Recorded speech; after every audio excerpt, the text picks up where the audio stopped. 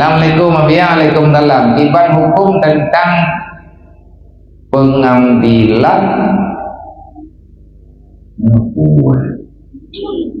puasa di Aceh yang menjadi 3 macam, seperti ruqyah, hisab, mengikuti pimpinan.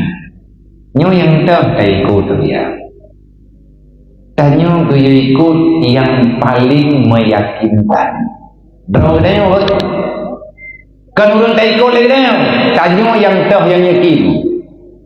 Sebab ibadat kita nyo kan kau, ibadat kau kan kena. Tanyo geyo ikut yang tak yang paling tak yakin lagi dah.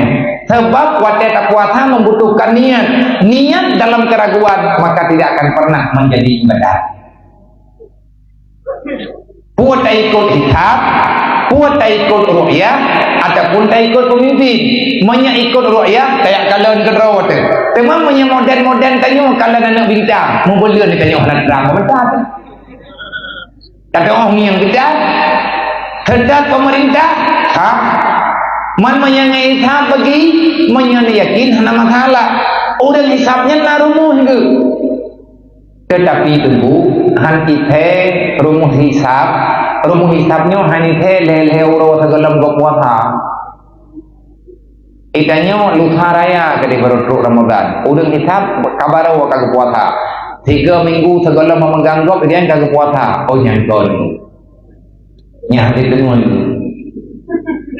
Menyati tengun antuk lagi yang memang. Ite si uro taho. Okey.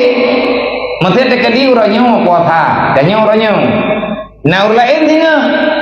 Beda dalam ruqyah, beda dalam hisab. Gethe teuro taho mentang na rumus. Sebab rumus puasa menyekan 20 kurang leblo. Rumus boleh dilangnya menyekan 20 kurang leblo. Menyal leblo sama dengan boleh jadi mesti Sya'ban leblo. Boleh jadi Ramadan 2 kurang ataupun leblo. Nak urang pegang Sya'ban kalinya nak pegang 2 kurang. Nah yang pegang leblo. Menyatakan tak ikut bau urang pegang leblo. Yang sama dengan kitanya puasa berbeda euro. Menya urang pegang 2 kurang. Man batang lai bagi ban pakai beda-beda. Nyan beda nyan debu nan menteng dalam dunia pasti nak perbedaan.